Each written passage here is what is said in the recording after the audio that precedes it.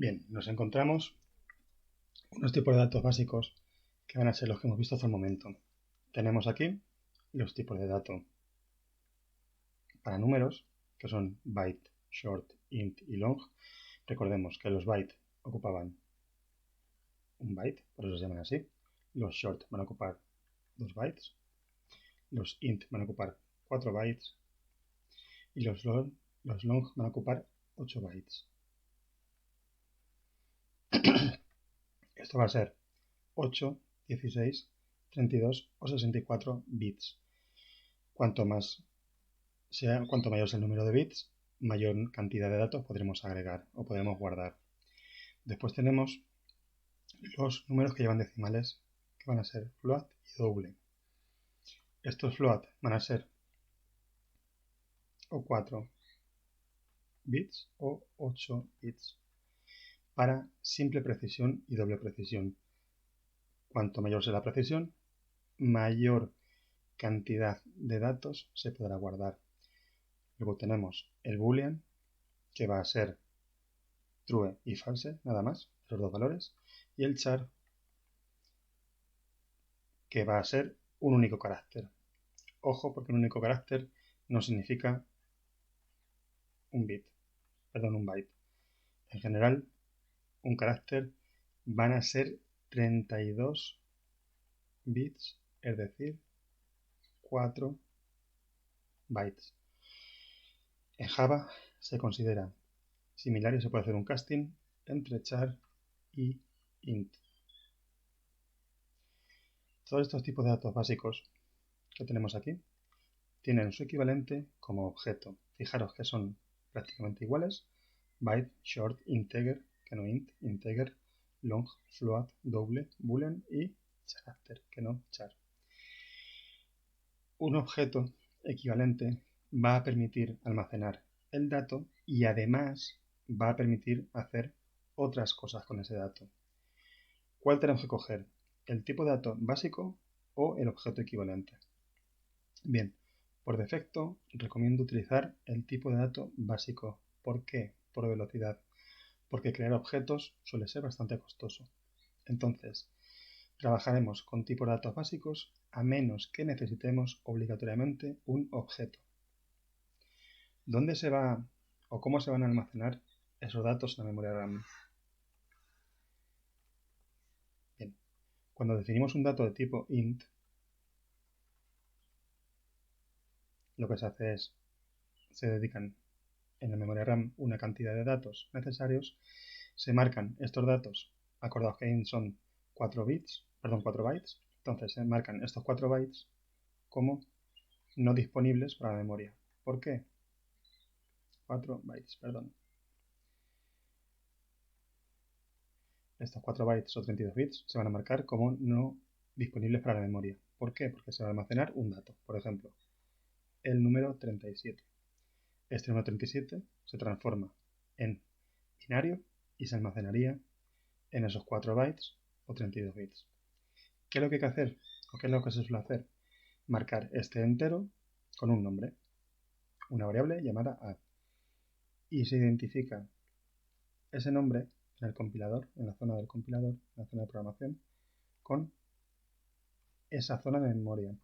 ¿Qué ocurre? Que las zonas de memoria se van creando y destruyendo y se le deja al propio gestor de memoria que vaya marcando todas las variables que vamos haciendo y todas estas variables que vamos creando, que vaya gestionando la memoria. ¿Qué ocurre cuando una variable deja de utilizarse?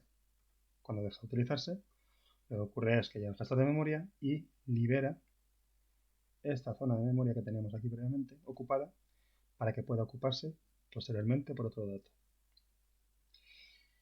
Esto, que es bastante útil, ¿qué ocurre? Que por lo general no tenemos un número o dos o tres. Lo que vamos a tener va a ser cantidad de números. Un número, otro número, otro número, que deben tratarse todos ellos. Bien, ¿qué ocurre? Que manejar esto como variables independientes, por ejemplo, variable A, B, C, D y E, si el número es más o menos limitado, es sencillo. ¿Qué ocurre? que no suelen ser números o cantidades limitadas, suelen ser decenas o centenares de datos que hay que tratar todos ellos. Para ello, vamos a requerir la utilización de colecciones. Estas colecciones de objetos, colecciones de datos, vamos a tener dos básicas. Una que van a ser las simples, que es por donde vamos a comenzar, y después las colecciones de datos complejos, y van a ser complejos porque todo esto son objetos que tenemos que aprender a tratar. Filas, colas, listas y mapas o árboles. Las colecciones de datos simples van a llamarse arrays y van a ser simples porque las tenemos que manejar nosotros. ¿Qué ventajas van a tener estas colecciones de datos?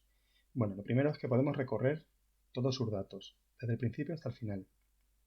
Vamos a tener un único nombre que van a identificar a todos esos datos. ¿Qué ventaja va a tener adicional? Que mantienen una estructura interna para una finalidad concreta. Si los datos son sencillos y sabemos cuántos datos vamos a manejar, la mejor opción es coger un array. Pero a veces nos viene ya dado la estructura con la que vamos a trabajar. O a veces estamos buscando una funcionalidad diferente o particular que los arrays no nos van a dejar hacerlo. O habría que programarlos para poder trabajarlos de esa forma. ¿Cuáles van a ser? Las pilas, las colas, las listas y los mapas o árboles. Cada uno de estos objetos, o cada uno de estos tipos de objetos, mejor dicho, tienen una función diferente y que si nos cuadra para lo que requerimos para trabajar en ese momento concreto, utilizaremos antes, por ejemplo, una pila que una lista. ¿Por qué? Pues porque nos viene bien en ese momento concreto la funcionalidad que nos da esa pila. Además, los objetos, los tipos de datos de este tipo de colección nos van a apoyar y nos van a obligar a trabajar de una forma concreta, es decir, nos obligan a trabajar de esa forma y no de otra concreta, con lo cual evitamos problemas que nos pudiera dar un procesamiento posterior de esos datos. ¿Cómo se van a estructurar? Vamos a comenzar con los arrays simples. ¿Cómo se van a estructurar en memoria? Bien, en la memoria RAM nos vamos a encontrar datos que son de tipo sencillo. Por ejemplo, si definimos un boolean, va a guardarse aquí un trozo en memoria con el valor verdadero o falso. Únicamente uno de ellos, ¿vale? Si definimos un entero,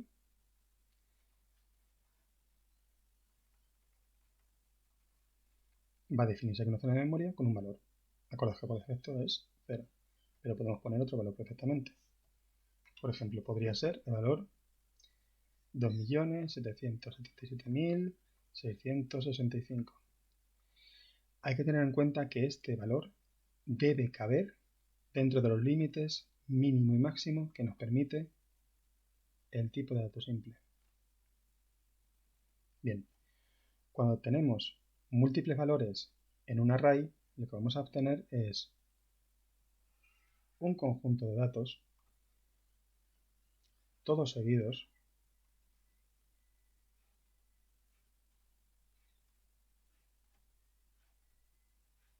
y todos del mismo tipo. Es decir, si defino un array de enteros, los arrays los voy a definir con corchete corchete. Voy a llamarle, por ejemplo, array A1. ¿Qué es lo que va a ocurrir? Se identifica en el compilador este nombre A1 con la posición de memoria donde está este array. Este array, fijaros que es un conjunto de datos, todo del mismo tipo, que van a ser enteros, todo enteros. ¿Por qué? Porque le he dicho que es un array de enteros, de esta forma. Que van a poder tener enteros, ni caracteres, ni números flotantes, ni dobles, enteros. Características que tienen. Tiene una posición. Fijaros, Este tiene la posición 0, este número tendría la posición 1, la posición 2, 3, 4, 5 y 6. La capacidad de este array son 7 números. Pero fijaros que los mínimos, o la posición mínima es la 0, esta es la posición mínima y la posición máxima va a ser la 6. Este va a ser el máximo. Aquí podemos tener números. De forma obligatoria hay que inicializarlo. Por defecto, los números por defecto para enteros, por eso es recomendable saberse qué valor por defecto tiene cada tipo de dato básico. Por defecto va a ser 0.